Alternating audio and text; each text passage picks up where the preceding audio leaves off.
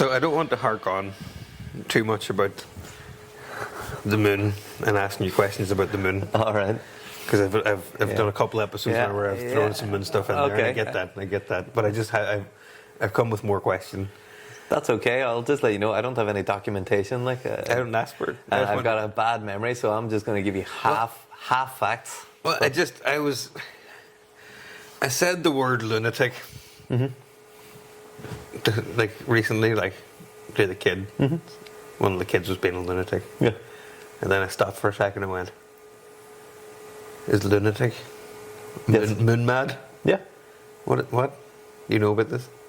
Or are you just accepting it? No. That's where the word comes from. It comes from the moon and moon men, and there's a whole thing about. I think if a moon man is like a space cadet, it's clearly the same word. Now that I think about it, but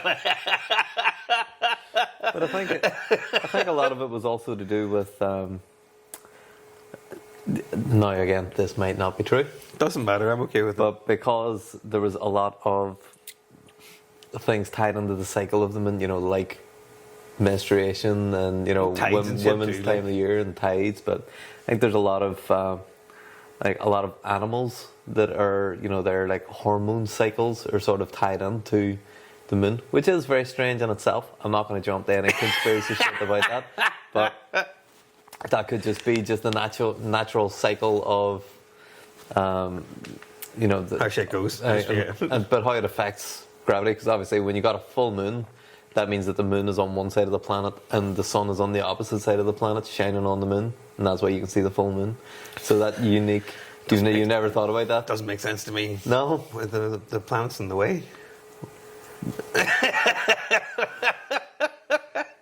If the light was behind my head, entirely, and you're in front of me, but you're less than the light. Yeah, but that's when you get the little nail clipping moon, right? I don't know what that's called. It's not a waxing moon or a waning moon or something like that. That's one of those. But it's fucking one of these.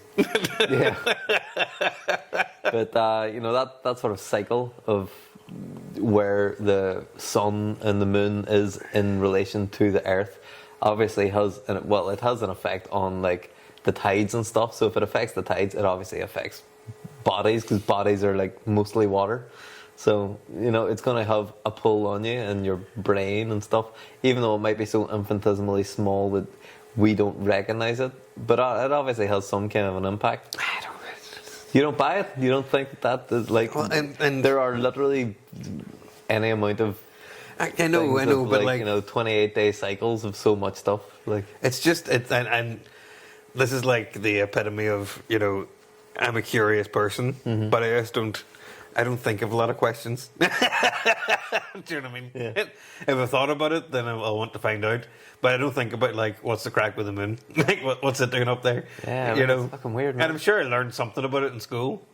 Surely, maybe. What subject would I have learned moon related activities in? Astrology. There's no GCSE astrology. Not even astrology. It's just the moon is in Scorpio. I completely fucked that up. Couldn't have been more wrong. I was wrong with what I was trying to say, but even what I was trying to say was wrong. Oh, God. So, I would imagine geography. I guess there'd be some sort of... I hated geography. Geography was the bane of my existence. And this is God's honest truth, and this is it's really hard to explain how my memory works, and I'm sure other people's are the same, but I remember very little, whole periods of my life I kind of just forget about, and I can't really give you too much information on. I have bits and bobs, but whole years and years and years. But for some reason, I remember really clearly doing a geography test, and when I'm 14 or whatever, second year. And it's what's the ideal conditions to dry the clothes? What's the best weather to dry the clothes in? This is simple stuff, right? Simple stuff. I didn't do any laundry at that point in my life. Yeah.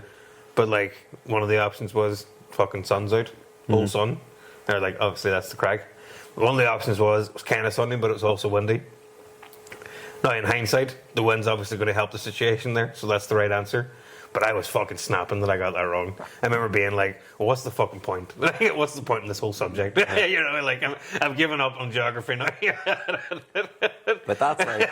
That's exactly what, that's the moment I said, I don't do geography. I suppose because geography is classed as a humanities, isn't it? Mm-hmm. That I think it's a science technically, isn't it? That's what I was going to say. It's a very unscientific way of doing that. To be like, you know, here's the sun, here's here's less sun with wind. You know, you should be saying like the same amount of sun plus wind. One with wind and one without wind. You but know, the wind is going to be a game changer, realistically. Like, but how do you measure? It's not like you throw the clothes in the dryer and it just gets hot. It has to do the air part. But how do you measure how much of an impact? Which, yeah, it's really just an idea at that point. You're right. It's not a true fact. You know, they're trying to make you compare apples to oranges by comparing how much less sun to how much more wind that is in that situation. So without giving you any kind of details of what 1 unit of sunlight, how much drying that does, and what 1 unit of wind and how much drying that does, you can't compare the two of them just by being like, oh, here's a little bit less sun and a little bit more wind. I'd love to like defend myself and say that's what I was thinking at the time. Yeah. Like, this is unscientific. Yeah. It's not. I was just raging because I got it wrong. It was just that was in my head. I'm trying to back you up, man. I know. You're hanging me out to dry. I have to be honest about it. Like, I remember very clearly being like, I didn't like geography anyway, obviously, at this point. But I was like doing the test, being like, oh, fucking, this is clearly a gimme answer, you know. And then when I got it back, it was wrong. I was like, Jesus, I'm too cooked. Like, I'm gone. Like, yeah. But it's too. Let me go back to French, where I have a good time and people like me. You know what? This is like the third time in 4 podcasts I'm going to mention Expedition 33. But it really made me appreciate the French culture in a way that I never have before. I did not give a fuck about France or the French. Or it was not somewhere I even considered that I would even want to go until I played this game. And today, because I had like a bit of a beard growth that was like fairly hefty. Yeah. Shaved it all and left a wee mustache. Did you keep him? You didn't even keep it though? No, it's just certain look. I took a picture. I'll show you a picture of it. Oh, show me a picture. But I was like, Can we splice this into the video? So everybody else can see it too. I don't think that I want to splice it into the video. I'll show you, you know. In the comfort of our studio. Yeah. That is pretty good. It's pretty fucking French. You look like a dad in Ireland in the 70s. You do not look French. That's an IRA mustache, like, isn't it? For sure. Now that you say that. Dan the Rye, yeah. Now that you say it does make me think of an uncle of mine. Let's just say in the 90s. I've tried so many mustaches. You know, my dad has had a mustache since he was 16 years old. My mother, and my mother and father had their first child when they were 16 as well, just like your parents did.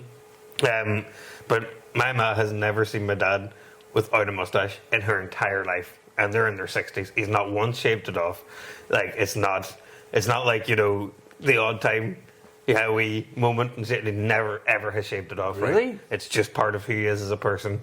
He went to a beard at one point for a minute, but like that didn't last. It was straight mustache the whole time. I gotta swore that I've seen your dad without a mustache. I haven't, so I mean, it'd be amazing if you did. Velcro, like, just whatever. Whoosh. When we were on your stag do down the cabins, you know, he had a couple of pints. So he was just feeling. It's like, hi Niall. Whoa! Don't tell anybody. But look, it is just part of what it looks like. So it's like, it'd be weird if he didn't have it. But I tried so hard. I tried like a handlebar mustache. I tried like, I'm not sure what it is about. Is it my face shape or something that I've never actually felt that I actually look like good in a mustache.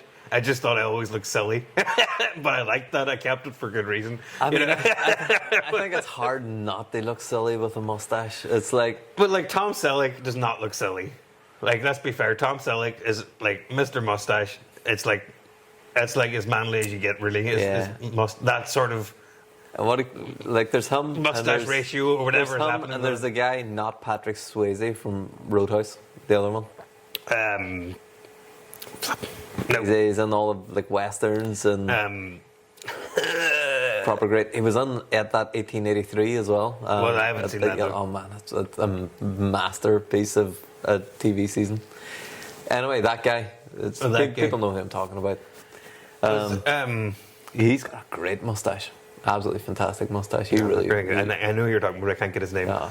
But like, there's loads of people who look classy mustaches, and like. But especially in Roadhouse, where he had sort of the long hair and the mustache. He was working at the bar, and people were coming, and he was just headbutting them out the fucking doors of a pub. Like, it's like, the sleeveless top. It's like. But like I have, it's not like I can't grow a mustache. I'm a hairy ass man. I mean, you've got a mustache right now. A full, and it's full. It's like, yeah. But I always feel like it's too full, maybe. And then when I try and shave, well, maybe I should go to a real. I did actually one time. I was doing a play. This is a funny story I've forgotten about. I was doing a play. Where I was playing. I can't even remember what character I was playing, or even what play this was. But I went to this. The play was in the Waterside Theatre, right? Because I was putting on plays there quite a bit. But like around the corner, down the street a bit, there was this like hole in the wall barber shop, and it was like one. I want to say it was Korean barber in there, right? And I just thought like I'll go to him before the play, before like the dress rehearsal, and I'll get him to shave me into a handlebar mustache because that makes sense for the character I was trying to portray. So I went in and I was like, not expecting it would be like a not English as a first language person, because I just assumed it was normal. I didn't know there was a Korean person working in here. But then just expecting to say, give me a handlebar mustache and have a bit of crack about it, But I said, can I have a handlebar mustache? And I was doing like, this, but he couldn't get it. Like he couldn't understand like what I was trying to explain about handlebar. It was not a word in his lexicon, which is fair. I mean, yeah, you don't know handlebar in Korean. Exactly. So. I haven't got a clue, right? No. But so I had to like bring up a picture of Hulk Hogan at that point, because that was like the first person I thought of that definitely has a handlebar mustache. So I was like, fuck, I brought up a picture of Hulk Hogan. This is like, maybe 2011, so it was going to be like, 7 pixels of Hulk Hogan. But I remember showing it being like, had like this, pointing, not expecting him to really know who that was. And he was like, Hulk Hogan, yes, please, yeah, I'll give you the Hulk Hogan, no bother, Nathan. Like, he was like, you can have the Hulk Hogan. But I remember even after that being like, God, this looks shite. I look like it doesn't look right, it doesn't feel right. I don't know what I'm doing wrong, but I'm happy with my beard level now. I like to do beard. Seen someone talk about if a beard's got to come below the lips to become like a power mustache, or not a beard. A mustache needs to come below the lips to become a powerful mustache. If it's above the lips, then it's not a powerful mustache. It's like a fucking Ned Flanders. You go even higher, it starts to get a bit fucking dangerous. but you go here, that's a Ned Flanders. You bring it down here, it's like cop mustache. Keep on going down, you're starting to get into biker territory, And then if you start to get it coming out, like, giving it all these fucking things. A Lemmy situation where it's like, it turns on the whole thing. I've done every iteration. That's the thing, I've done every iteration. I think you would suit the Lemmy one, because I tried, it looks stupid. You got the kind of, the growth. No, it kind of goes like that. And this goes sound even weirder, but I feel like I feel like at any point when I'm looking in the mirror, I'm a wee bit askew. Like I'm not really standing up straight and head on. And then when I do feel like I stand up straight now, I feel like everything's kind of off. It's hard to explain. It's stupid and it's weird, and there's no point in going into it. I think everybody's got that though. You kind of look at yourself and you look on this side and you look at that side and you go, this one doesn't look right, and this one does kind of look right.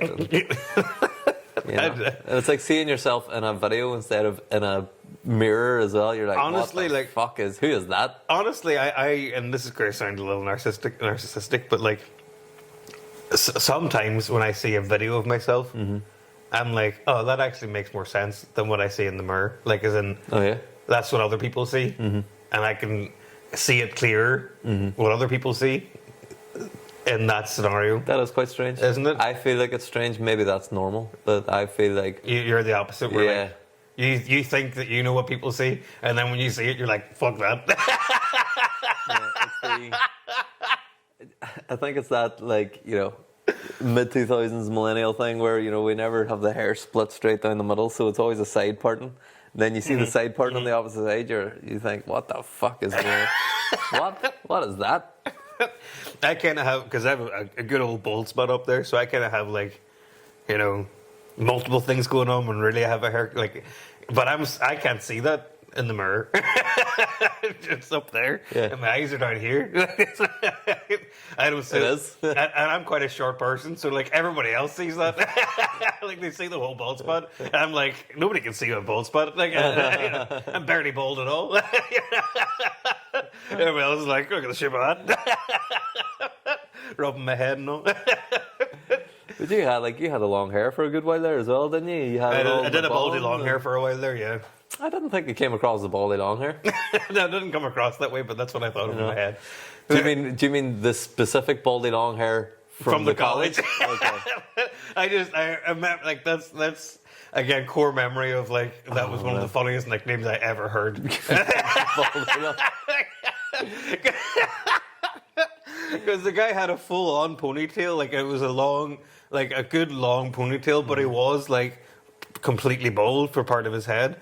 So really, it was but he had it perfectly placed. You would never know that he was bald until he gets a little bit disheveled, and you just see the shine. But I think even then, like if it was an adult now and I met that person, I wouldn't even think twice about it. I would never make up a nickname in my head. But like when I came into the college at a late time, so it's not even just like as a first year or whatever. Yeah, because I grew up with it. Like you grew up with baldy long hair, but I arrived. It was a surprise. At like 16, and I overheard somebody casually saying, nobody was like, oh, baldy long hair. Everybody's like, go ask baldy long hair. I'm like, you can't just say that so casually. It's like such a fine piece of nickname. There's so many gold nicknames like that though, especially when you're at an all boys school. There's so many good ones. I can't even think of one off the top of my head now. No. Oh God. I would like to get into giving nicknames at work, but there's just so many people that take it thick, and it's in the current climate. It's very it's a very cancelable thing. You say one thing, thinking you're making it funny, trying to have a bit of a connection with someone. Like have a little funny joke and play with them, and then next thing you're out the door. But it's not worth it. I have quite a good practice that I feel like works at least. So. Me and my family have quite a culture and always have of slagging each other off. Mm-hmm. It's a very Irish thing. Yeah. I'm making jokes about anything realistically. Yeah. So I know that it's safe to do it there. Mm-hmm. So I get it all out of my system when I'm with my family, with my siblings, and never. I don't slag off my mum or my dad. My dad, I slag off my dad a lot, but not my mum. She's like. That feels wrong. That's off limits, exactly. But God, it's just my favorite thing to just be able to let loose. Do you know what I mean? And get away with it. I think you need someone that you can do that with. Right. It's very important. It's a very important therapeutic process. You need a couple of friends. You need something where you can just say anything, and they'll just go, fuck up. I think it shows a closeness as well, doesn't it? It does. It's that you're comfortable enough to do that around someone. And they're comfortable enough that I can do it and not be upset. Yeah. Do you know what I mean? Like they expect it from me in a funny way, and they can laugh about it. Yeah. Do you know what I mean? That's the important part. At least it's nearly always funny. Like it doesn't really border on mean, but it would if it wasn't family. That's the difference. Is what I'm trying to say. But again, I know that this is again learned behavior, so to speak, where I would have, as a teenager, been like, God, I'm fucking hilarious at home. Let's bring that into school. Yeah. And then now I'm in detention. For somebody being upset for what I said. Or a prank that I've played or something, Absolutely. I steer clear of it a lot as well, because I feel like I kind of mess it up a lot of the time, I think I'm having a little bit of a joke and a laugh, but I don't nail the delivery, and then people think I'm just being mean. And then when you have to explain that it's a joke, it's not funny anymore. No, it's not. You've already lost it. That's the worst part. So but you have to explain it, or you look like a dick. It's such a catch-22. I think I've just had too many experiences of that now I'm like, unless it's someone I'm very, very close with, I don't even try having the banter that much anymore. I always felt, and this is such bullshit, I always felt when I was like a young teenager, like 14, 15, I had a lot of older friends. And I always thought, that's because you're more mature, Nathan. Okay. But I always thought I had a more mature sense of humor than people my age. And probably I did, because like I had so many older siblings, and like I was really feeding off their, jokes as well, because we're all joking around with each other. Yeah. So like in terms of like what you would have had as, well, you're different because you had those aunts and uncles that were close enough in age and stuff, so it's different. But God, it was like I always, looking back on like how cringe like I thought of myself as a teenager, is one of those harder things to do. And I seen on Instagram or something recently, I seen a post of like, fun party idea, gather up like Facebook posts from 2010 of all the people here and like read them out loud, and you have to guess who says it. And I was like, that's a terrible idea. I would never come back to your house. I would never. You'd be struck off the list. I would never ever come back to that person's Who would house. do that? That's awful. Like every now and then, it's like my memories come up, but I used to. Well, I don't have, because what I did is like about 7 years ago actually at this point, I actually downloaded all my Facebook data, deleted my whole Facebook entirely, not just like made it inactive or whatever, and then eventually started a new one like a year later. So I don't have memories. I have to actually go into like my Google Drive where I have that data and scroll through all the stuff to find that. So I don't, obviously. So it's actually quite a serenity to have that. Like it's all there. I have access to it, but it's not coming back to bite me. It's quite a lot of effort to go to for that. But like again, you see the result. Yeah, there. If you ever got to a position of power or something, and people are going, right, let's fuck this guy. Everything's still there. I mean, somebody can be able to find it regardless, but on the time machine or something, or whatever it's called, the Wayback Machine or something. but like I've looked at it before, and I've scrolled back out of like pure curiosity, like 2000, and I got a Facebook in 2008, so that's even worse. Like 2009, we're talking about, that I have posts up there. Yeah, I started in 2009 because like when you're in a band, and then it was actually fucking Brian, wee Brian. He was like, oh yeah, you got to make a Facebook. Everybody's on. It's the new hip thing, Facebook. It's like everybody's on it. All the cool kids are doing it. You got to get on it. They promote the band and stuff. But I would say Facebook peaked. Let me tell you when. It's got to be like 2013, 2014. No, I think it's before that. I think it's actually around 2010.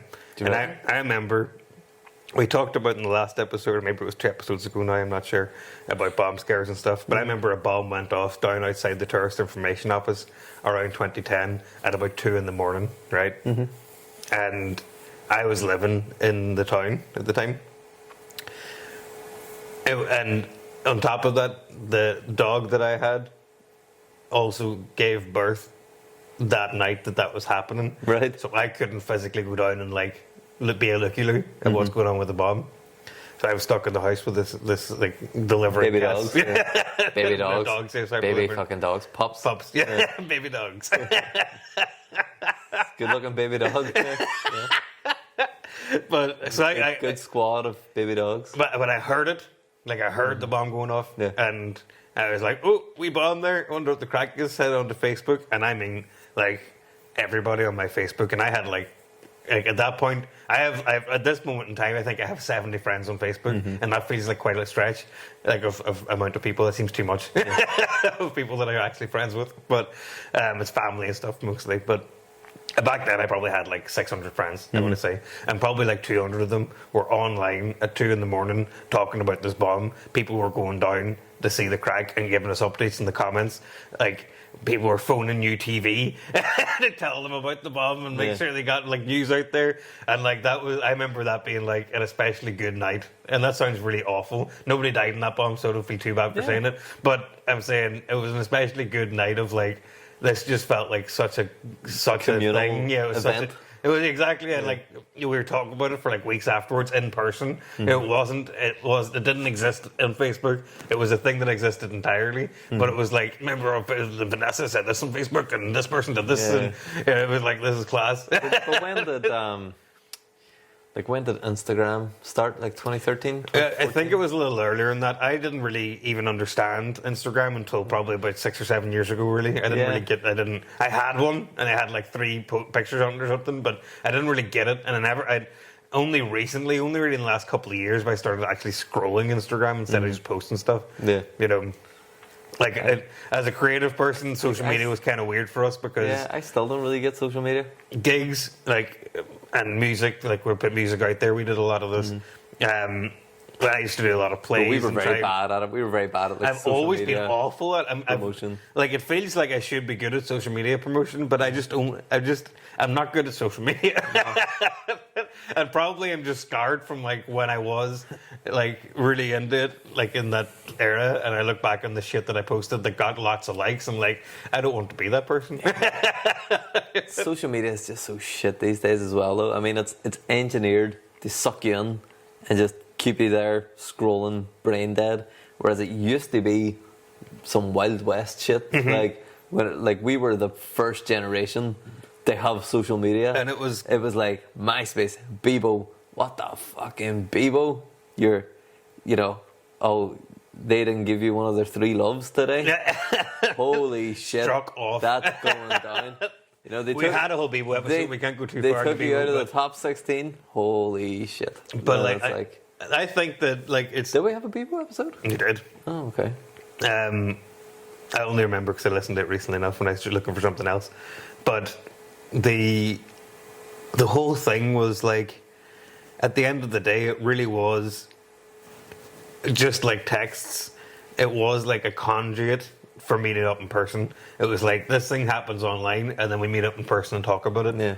And I feel like that's the difference. Now things just happen online, and we never mention it. Like, and I'm as guilty of it. I'm not saying like, and I'm not saying, oh, this is what's wrong with the world. I'm saying, but I think it's just because it's a constant barrage of information that's so fast that you can only give that piece of information like 3 seconds of your time, and then you're on to the next thing and the next, and it's an advertisement, and it's some influencer telling you some fucking story, but it's really just they sell whatever selfie stick or some bullshit, and then it's like, and then it's that'd be some story. Yeah, I know, and then it's like I have a good amount of people that I know that I follow on Instagram and on Facebook and stuff like that. And I don't have TikTok, but like everything that I see is not from them. Yeah, me either. It's like very rarely it is. Like it's like just, 1 in every 30. Maybe. Yeah, it's things that are like gone viral. It's basically it's just a virality machine of virality machine. Yeah, and it's not even because it's like when Instagram started, I thought it's all like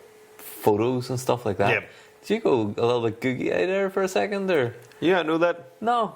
So your eyeballs went 2 different directions, then they straightened up again?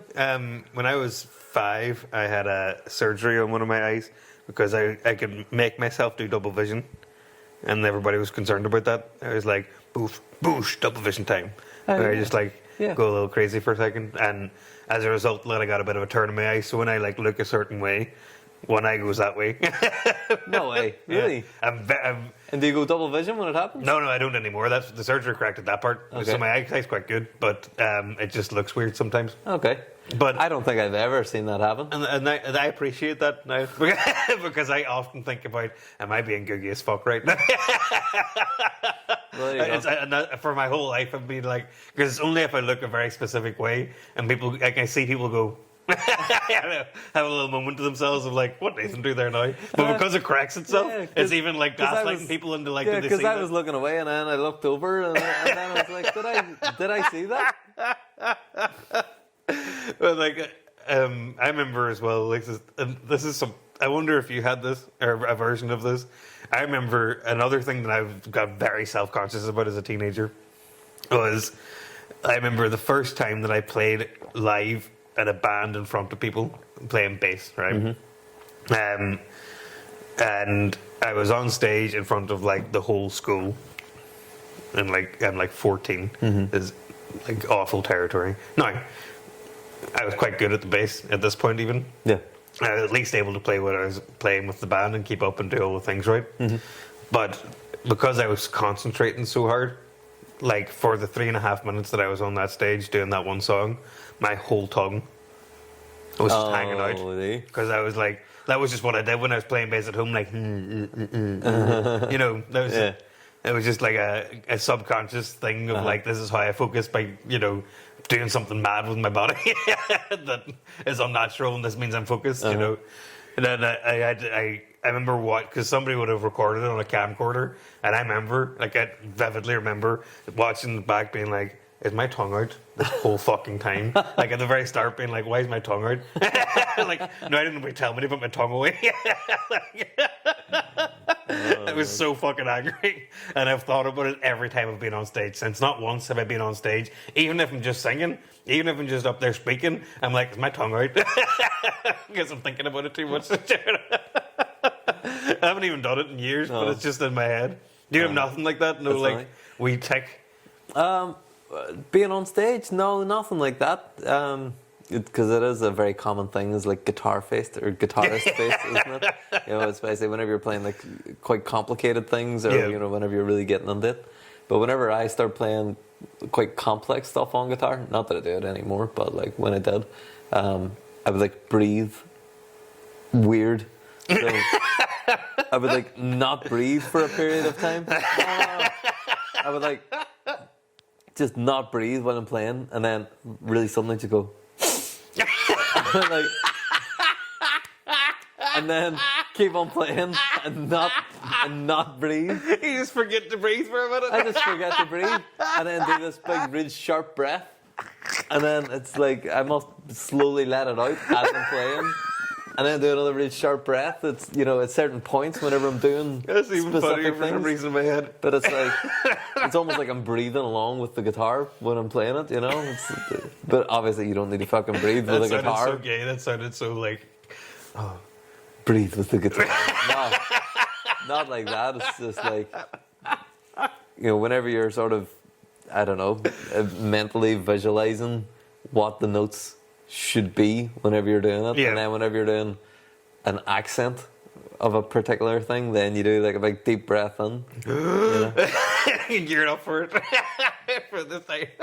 No, like not like leading into it. You know, it's like when you hit the thing, you do the big deep breath. It's like a relief you did it. Yeah, I don't know. It's funny. I like that a lot. I don't think you can say. I think my face is very deadpan, but I could be wrong. I think that everybody has their own wee thing that happens. Pretty much every video of me playing live, my hair's always down over my face anyway, or most of them, you know.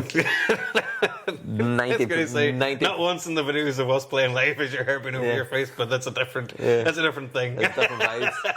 Totally different vibes. Oh god. Yeah, I don't ever really think about that. But yeah, because we did do a fair few gigs. Oh, we were. I always just kind of think of it as, oh yeah, we just did a couple of gigs to like get into festivals. Just to get into festivals for free. But we did do a good bit. Yeah, we did a few things, and there's still stuff, like there's still live videos out there of us that we didn't post, which is so we can't take them down. That's why they're still out there. Yeah. I don't know that. I don't even know if I've seen videos of us play. Maybe I'm sure you've seen this maybe one. when we did like the EP. But the one that comes to mind was at the...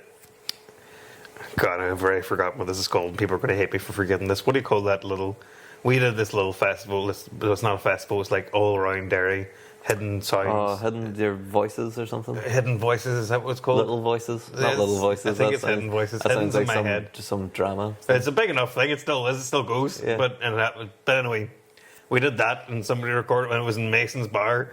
So, and we were like headlining like that night. And headlining is a bad word. We were headlining Mason that specific like night. We were the last people. We were the last people on. Let's put it that way. Yeah. But because. Like, and for obviously people don't know, but like Mason's Bar was like the metal bar. Realistically, that's where like mostly it was like mostly hard rock metal. It wasn't. It was a step. I would call it a rock bar. It was a step harder than other bars. It was a step harder, rock ways. I mean, but coupled with that, people not knowing other voices. Well done. Oh, why did I have hidden then? People not knowing who we were mostly that were there. They were just there because all the shit was happening. Me up there chatting pretty much through songs and playing slow songs and quiet and like swell and there's a part to it, but also the fact that a load of the boys were your mates. And they were just like glad to see Niall on stage. We're like playing like this really somber song, and all you hear is "Oh, Big Niall!" Hey! In the middle of the body. Hey, Niall! all the metalheads. Me trying to like speak out a poem about like fatherhood or whatever, and everybody's like. Hey man, you got to play to your crowd. Oh, exactly. You gotta play to your crowd. It's as much my problem as anybody else's. I'm not blaming them. That's just how things go. Did we do that with a full band? Full band, yeah. All right. Aoife and all. Ah, very good. That must have been near the end then. I don't even know, because like we did like so many iterations of live performances. Yeah. We went from we did it just me and you, like just two of us. Then we had like times when there was 3 of us or 4 of us, and we went up as far as like 8 people on stage at one point. Oh, I don't think we had 8. We did. The last stand-up we did, there was 8 of us on stage. No. Yep. What would 8 people even? I know, have because done? we had 2 drummers, because Jay and Nay were there. We had Dominic, Liam. There's 2 drummers: Dominic, Liam, you, me, Aoife. Oh no, 7. 7? Not 7, not 8, 7. Still, that's quite a lot. It's quite a lot. Like that's, More people than what was needed, I think. and that's quite a fun little feather in our caps for that time. For that, and now we're bringing it back. We're only have 2 people pretty much ever. So, those days are gone. Well, you never know. If we ever write a song and get on the Eurovision, we can have 7 people on stage. Maximum 7. We can have 7 people. If we can keep a song under 3 minutes. But yeah. Oh I god. think we're too Irish to represent Ireland, though. Oh, hot take. Hot take. 2 Irish. take. I mean, we have. You don't see a big Irish head in Eurovision very often these days. You're right. You do not see the big Irish head on it. Like, it's a sad state of affairs. Yeah. The last time there was a big Irish head was probably Dustin the Turkey. Or did Jedward ever do it? Jedward did Eurovision. Yeah. It's cult favourites, man. They got big Irish heads. Yeah, they got proper especially big Irish heads. And then they had big not Irish hair on top of their big Irish heads. I feel like they don't have the big hair anymore. I'm sure they don't. No, I don't think so. I quite like Jedward. I have a soft spot for Jedward, I just think I don't like them. Like, I'm not sitting at night listening to Jedward to go to sleep or anything. No. But I'm saying, like, I feel like they were harshly judged at the time. Yeah. It was at the time that Jedward came about. It was too cool to hate on things like Jedward for them to get a fair shake. And I think they seem like grand lads. They seem like a sound bunch of lads, I reckon. I don't think I could stick 5 minutes around them personally. I reckon you'd be surprised. Do you think? I think so. No. I have a feeling about that. All right. I might be wrong. They might be ball bags. Yeah. Like, I'll stay open-minded You about stay it. open- Yeah. it was, like, there's just so many people in my life that I'm again, this is the ultimate positive person, where like I've never went into a conversation with somebody being like, I'm going to hate this guy. No. Like, you know what I mean? It just never crossed my mind that I'm going to dislike somebody. I totally do that. I know you do. I know you do. Time, You already go. I'm a negative Nancy. Don't like the look of that boy, like. And I'm like, it could be grand because like I've got a solid "who's this cunt here" thing going on. Like, it's not all the time, No. but a lot of the time. I feel like I've just had some really good experiences with people, like early on, with people that don't look like I have a good experience with, and it just like makes me think, well, I can always have a good experience somehow then with whoever it is. I swing between if I'm out having a good time, looking to socialise, I can be like jumping and hanging around, chatting with everyone, making friends with a stranger, like anybody. But then there's a part of me that's like, I got enough friends. Exactly. I'm like that big time. Like, I'll socialise, no bother, but It like depends on my social battery. I'm not giving you my number. Like, let's leave it there. I got a social battery whenever I go out, and it's like if it's full, I'll be like, oh hey, chat to everyone, but it takes a lot, It's whereas you're quite extroverted? No, I hate crowds, man. I feel like I can, and I feel like you get energy from interactions with people, though. But I do, but not in a more than one-on-one, or like maybe like one-on-two basis. What's one-on-one really is what I'm trying to say. Not like I'm talking to two people and they're talking directly back to me like identical twins. Just small groups, finishing each other's sentences. But I like that, and I'm good at it. And even in a big crowd, I'm good at.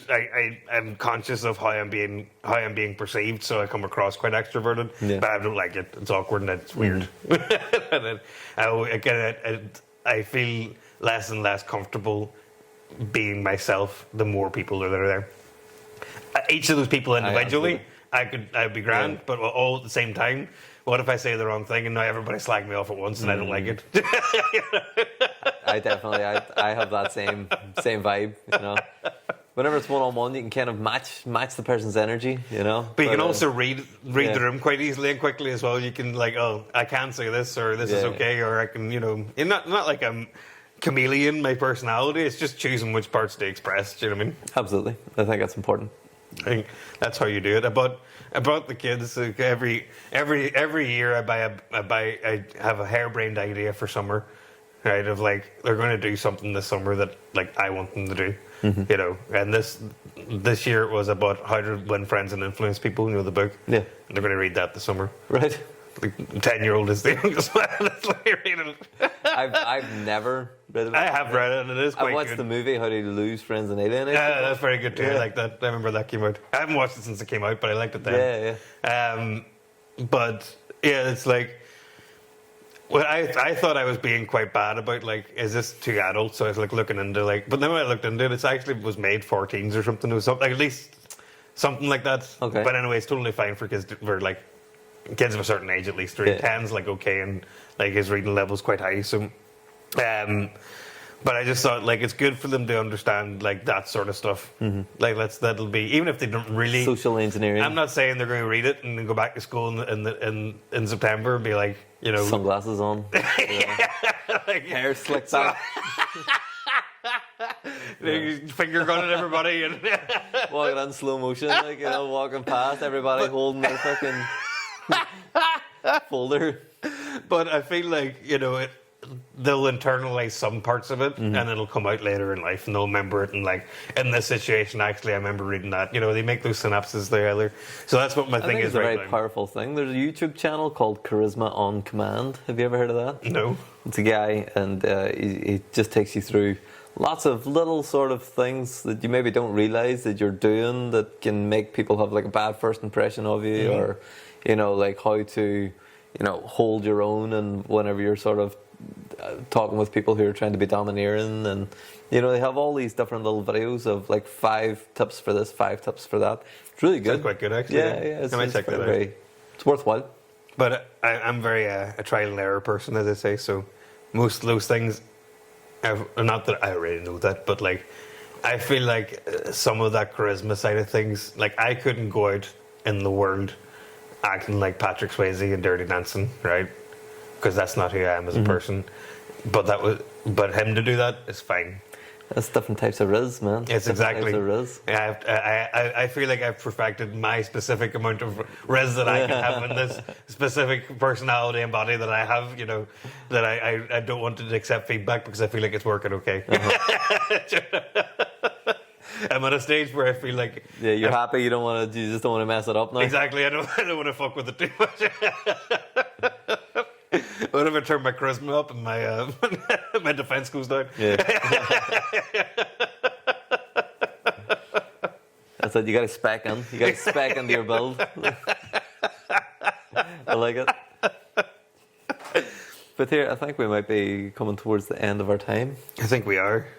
It sounded very like Mr. Rogers, or like the end of a children's TV show. Well, I think it's time for bed. I'm kind of feeling that way. It's not even that late, man. What time is it? Like 10 o'clock on a Friday night? Not even 10 o'clock on a Friday night. I've just had my second coffee, and I'm a little bit like, I could do with a nice... I keep reading that people with ADHD, coffee makes you sleepy. Really? I do not have ADHD. I don't think. That was the least convincing not having a ADHD sentence that ever existed. You couldn't even focus on the one sentence. I remember really, it's again stupid. I remember like as a teenager trying to like stay up late to study for an exam and like drinking like 4 cups of coffee in like the space of half an hour and then going straight to sleep. It definitely. I feel like there's a certain amount of caffeine that pushes me into being sleepy. I think if I have 1 or 2, it puts me in a pretty good place. Yeah. But once I go just past that, it has the opposite effect. It's always on me. had that for me. I don't get. I don't know why that would be a specific ADHD thing. You know. Me either. You know? I just it's a meme that I see. Yeah, I don't know. I haven't looked into it any further. Because, But maybe like, it's just that it makes everybody sleepy once they have too many, and that also includes ADHD people. it could well be. You know, I don't know, but I often have this with talking to Emma, and I do something, and I'll be like, I'm not autistic. Like, it's like I know I'm I know I'm making a good case for it, but like autistic adjacent. Hipster adjacent. So they'll do something. She's just like give me a look that's kind of like a pat on the head. Yeah. She's like, oh, Well, mine's mostly like I've told you this before, but the kids have started to get like I get such eye rolls from kids because like I have to workshop on my wordplay on them because they're there, Yeah. and they have to listen to me. So, but that's where mine comes out, and like I get my pity looks from like even my own kids of like, God, why did you even have to say that out loud? Nobody cares. Yeah, I get plenty of eye rolls as well. It's just teenagers, isn't it? Once they get to that and moody. And my girl, she's all grungy in the Nirvana t-shirts, and so it's like once they discover angst, they're like, well, how can people just live their lives like this is normal? And you're like, because it is normal. It is like normal. every person goes through this, and like. I actually quite enjoy like teenager now watching teenager behavior and like and like a so angsty that sort of lens, you know what I mean? Yeah. like the kids being angsty doesn't even like annoy me. I'm just like that's funny. Look at you being all angsty, rubbing their head. Oh, poor little baby. We'll leave it there. Poor Poor little baby. little baby.